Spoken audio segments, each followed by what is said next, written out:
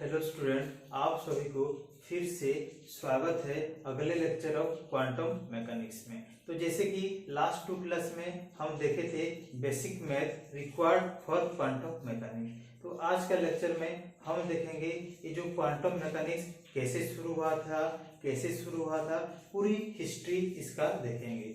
तो जनरली 20 शताब्दी के प्रारंभ में हमारे पूर्व साइंटिस्टों ने कड़ी मेहनत करके ये जो क्वांटम मैकेनिक्स का खोज किया था, तो उसको किस तरह से देखेंगे उसका एक झलक आप देख लीजिए। बचपन से हम इस दुनिया को देखते आ रहे हैं, दिन होना, रात होना, वृक्ष से फल गिरना, पत्ता गिरना, खेलना कूदना, बल फेंकना, ये सारा चीज क्या है, एक नियमों के आधारित पर चलता है और उसको हम लॉज बोलते हैं। और ये सारा चीज हमारा क्लासिकल मैकेनिक्स के अंदर आता है। फिर अगर हम छोटा माइक्रोस्कोपिक लेवल पे चले जाएं, जैसे हम एटॉमिक लेवल पे इलेक्ट्रॉन, प्रोटॉन, न्यूट्रॉन और उसका स्टडी करने लगे, तो क्या होता है, ये जो क्लासिकल मैकेनिक्स है पूरी तरह से फेल हो जाता है उस चीज को एक्सप्लेन करने के लिए। तो उस लेवल पे अगर हम स्टडी करते हैं तो उसको बोलते हैं हम क्वांटम मैकेनिक्स।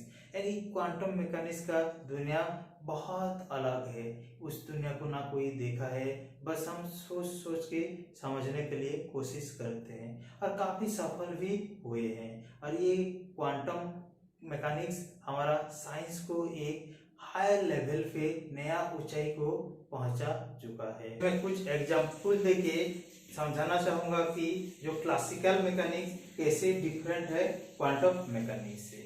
मैं पहला एग्जाम्पल गोल्ड का लेता हूँ। जो बल्क अमाउंट में होता है तो उसको हम पहनने के लिए यूज करते हैं ताकि उसका सौंदर्य बढ़ा सके।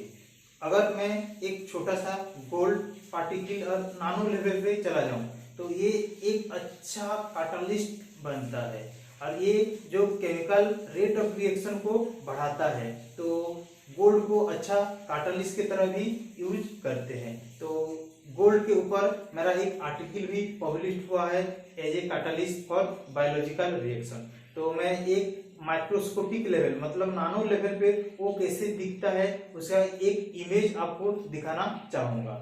तो वो ये है हमारा ट्रांसमिशन इलेक्ट्रॉन माइक्रोस्कोप मतलब टीएम का इमेज।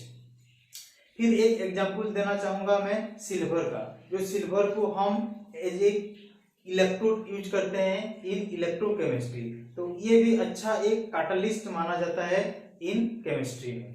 तो फिर और एक एग्जांपल देना चाहूंगा, जो हमारा इंडियम गैलियम एलिमेंट है, ये सब QLED मतलब जो हमारा LED टीवी में यूज होता है और वो पिक्चर का क्लैरिटी को बढ़ा देता है। तो आप सोच सकते हैं, देख सकते हैं, जो हमारा अगर हम क्लासिकल से क्वांटम तक आ रहे हैं तो पार्टिकल का प्रॉपर्टी ड्रास्टिकली चेंज होता है और वो प्रॉपर्टी बहुत अच्छा है और बेहतर है एज कंपेयर टू क्लासिकल।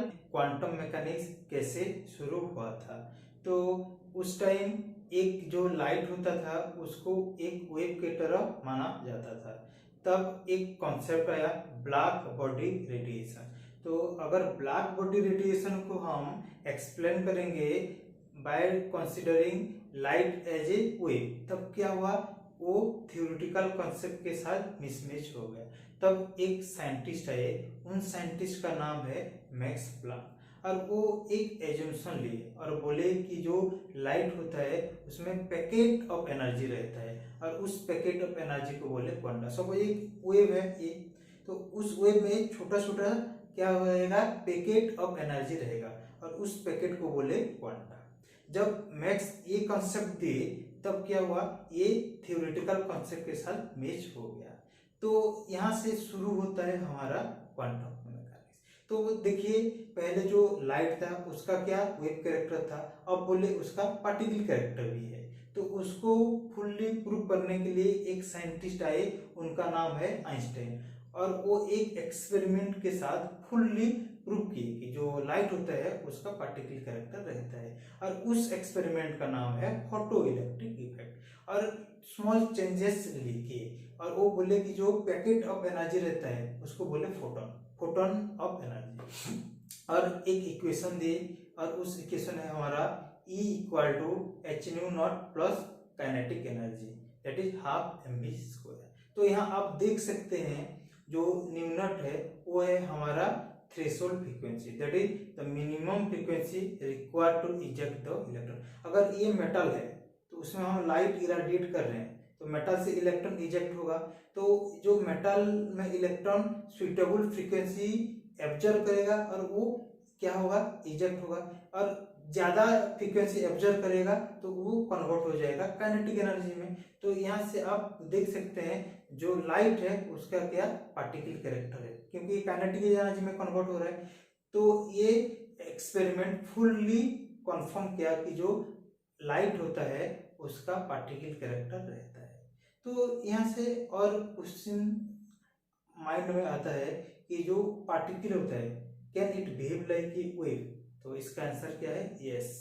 तो उसको प्रूव करने के लिए और एक साइंटिस्ट आए हमारा डी ब्रोगिल। तो डी ब्रोगिल क्या किए, जो हमारा आइंस्टाइन इक्वेशन और प्लैंक्स इक्वेशन दोनों को क्या किए, मर्ज कर दिए। मर्ज करने के बाद एक वो इक्वेशन दिए lambda equal to h by p. तो पी क्या है हमारा momentum that is mass into velocity.